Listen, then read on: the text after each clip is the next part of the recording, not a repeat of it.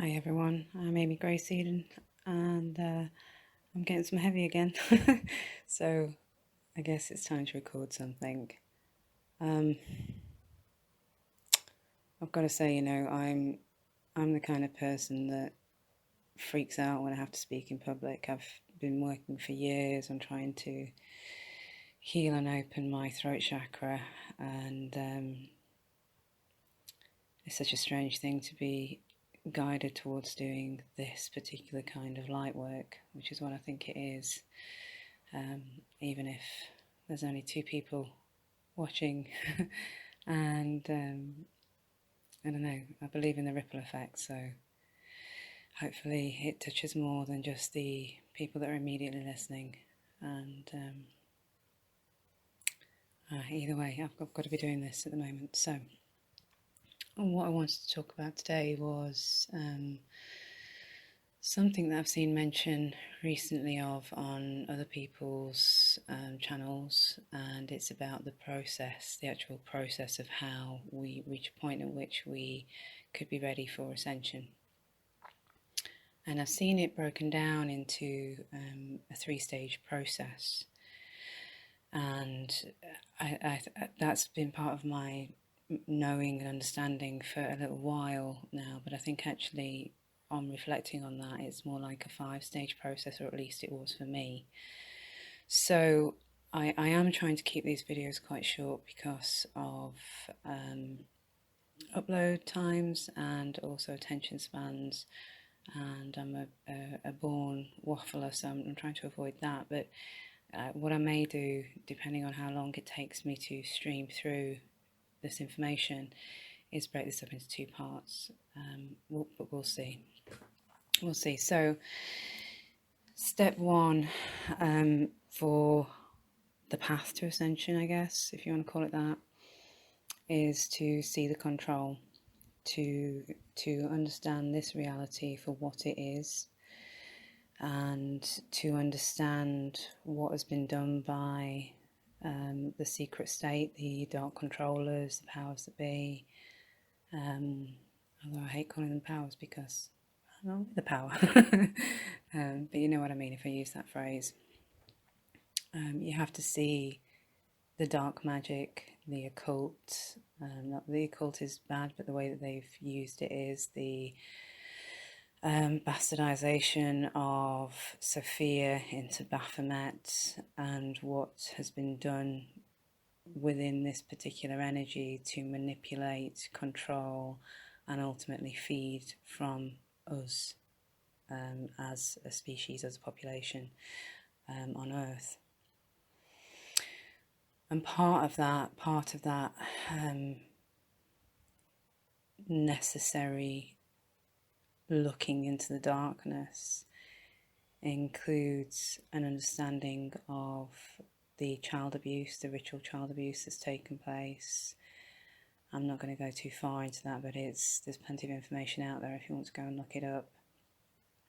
And the control of us via keeping certain knowledge from us via the secret societies, and by essentially feeding us fear programming in order to feed from our energies and therefore manifest what they want, which would be wealth, power, control, all of those things.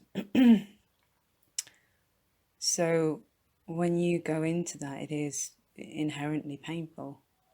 It hurts when you realise it and take it on as a truth. It's okay to hear mention of it and hear people talking about it in the background, but when you actually delve into things like Pizzagate, for example, which I'm not necessarily saying that you have to do, but that's just something that for me was a big light bulb moment of truly understanding what it is that's going on and has been going on for eons. People like Isaac Cappy and everything that happened with him, there's a lot of dark force at play, and a lot of it is incredibly ugly, dirty, dark, disgusting, painful wounds upon all of us, ultimately. So yeah, that's stage one. It's not the best stage, it's not pleasant, but it is necessary. You have to see the reality of what is in order to be in a position where you can fully understand the bigger, or at least the bigger picture of this particular reality, and then make informed choices about what it is that you do with that information. So the second step is about healing the wound that has been opened due to step one.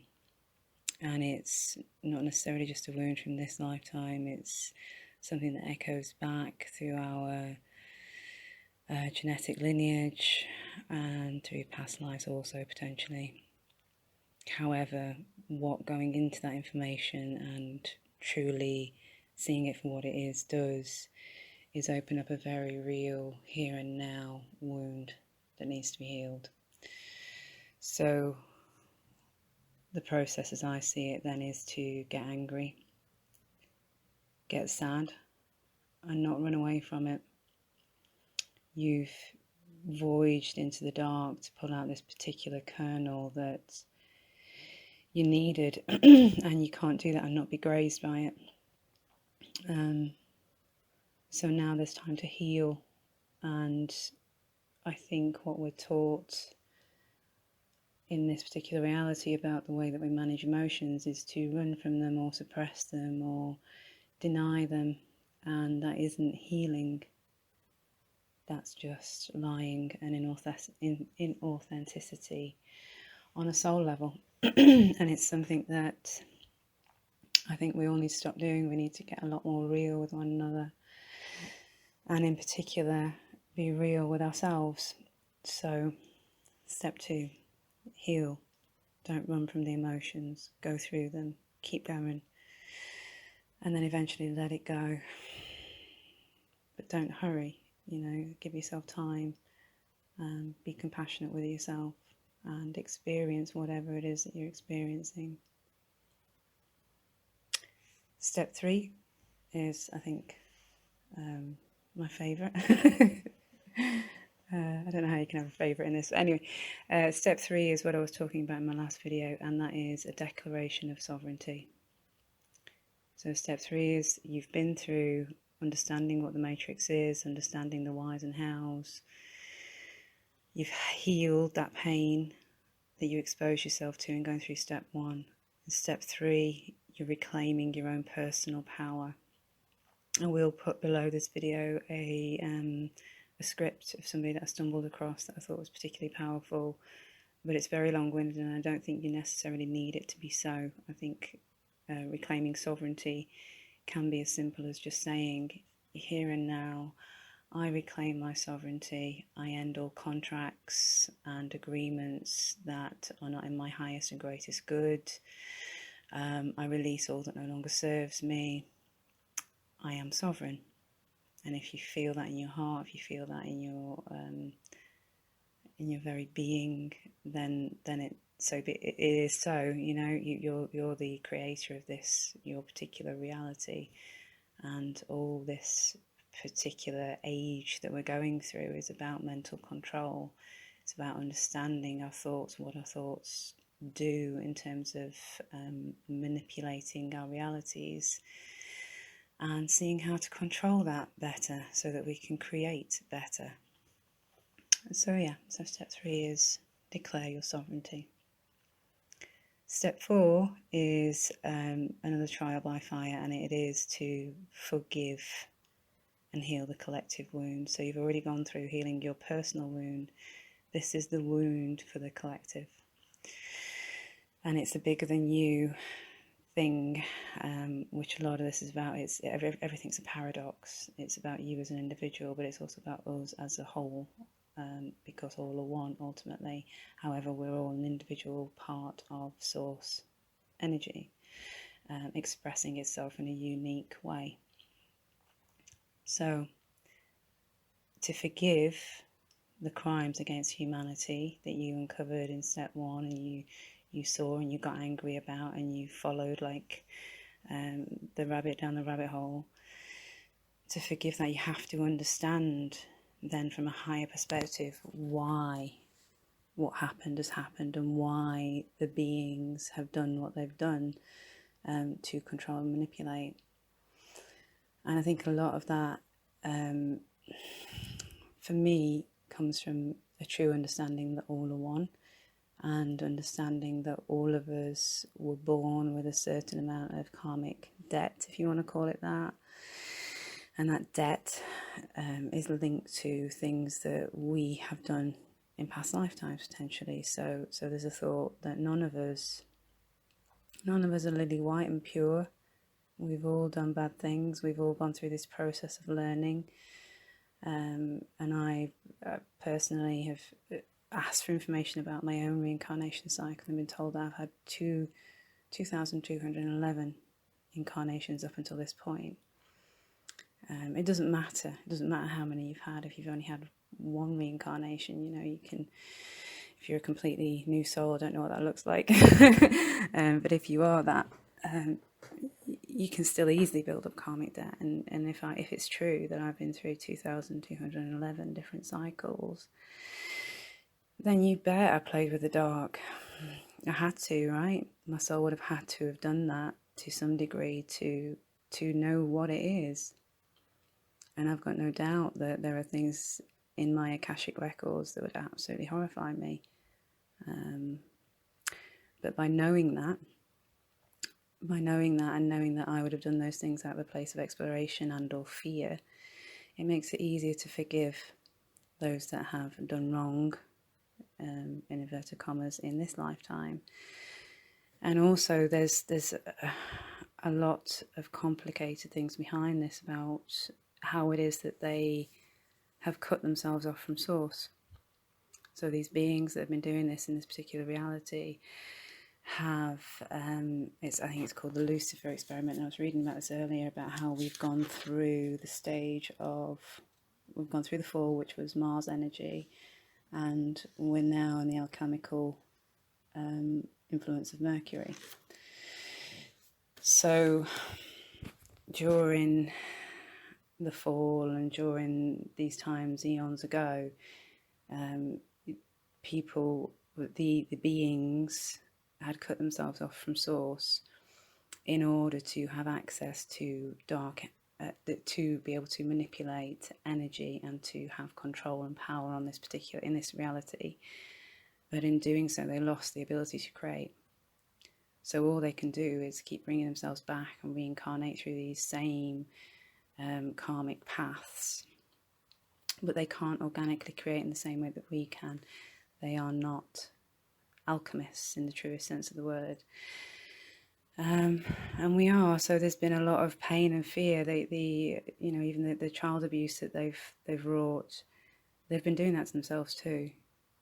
They do it to their own kids, and they go through several life cycles at least where they are the victims and the perpetrators of that abuse. So it's good to reflect on some of that, and it helped me to reach forgiveness and to understand that there's different levels of pain in all of us.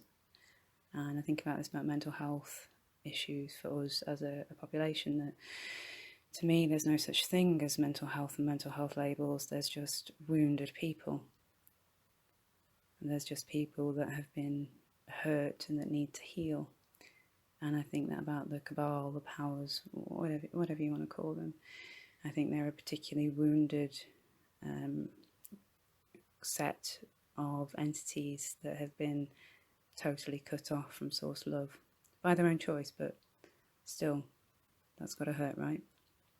And the only way through this, the whole point, I guess, of this reality is to learn about love and to increase love and light on the planet. And we can't do that if we remain in a divisive, divided mindset of them and us. And I think that's the problem for me with a lot of things like Q and a lot of conspiracy theory, is that it keeps people in that stage one. It keeps people in a place of anger and fear, and it tells them that there's them and there's us. Q even he divides between, Q's great, but Q divides between the Democrats and the Republicans. It's another them and us, and it's keeping people angry and keeping people talking about this one particular nation, when that's not what's important. What's important is all nations, the whole world, all of us. We're all connected, we're all part of this experience and reality, and we're going through it together. Yeah, okay, and then I realise I'm a bit over, but and then step 5, for me, after I'd gone through this process, and it's not a linear process, it's not that I don't have to revisit steps here and there. I may go back to step 1 at some points when I uncover something else and have to work through this process again. It may be entirely different for you. You may, just need to do a bit of healing, and then you're kind of done with this because you've done all the others. We're all individuals. And the same comes for step 5. You may find that you don't need this, but for me, what I found was that after going through steps 1, 2, 3 and 4, was that I found myself in a sort of a void place, an energetic void, where even though what I'd been fed by previously was a system that was not working in my best interest, there was an energetic interplay. And so, having cut myself off from that completely, I felt weightless and ungrounded and too etheric, I guess, rather than being based here in this reality, which is very important because it's earth energies that we are predominantly working with at the moment. It's earth that we are helping to ascend as well. So I had to go through a process of creating new in order to fill that void, and that included me forging new agreements, but only with myself. So not giving my power away to anything external, still remaining within my sovereignty, but deciding that I wanted to have new contracts that were contractual only with the people that I love, people that are around me, that I will be a guide for them and they will be a guide for me, that I will open myself to more love, I will open myself to more experience that helps me to learn about important aspects of this reality and helps me to become a better guide and better member of the collective, I guess. And after that, I did feel an awful lot better. I felt, again, grounded, and I felt that I had a path to follow. So that may or may not be a step that you need to take, but I thought it was worth knowing. Yeah, I don't think I need to say anything else, guys. There's next to nobody watching this, but that's okay. That's okay. I'm good with that because I'm learning a lot about how to speak about these things because I've nobody here that wants to hear it. So I have all this knowledge and all this desire to share it, and yet nobody with which to explore. So just the very fact that I'm actually synthesizing information and bringing it into something that's sort of semi-coherent here feels for me really useful, and I hope that you glean something from this too. So thank you. Love, light, light, love.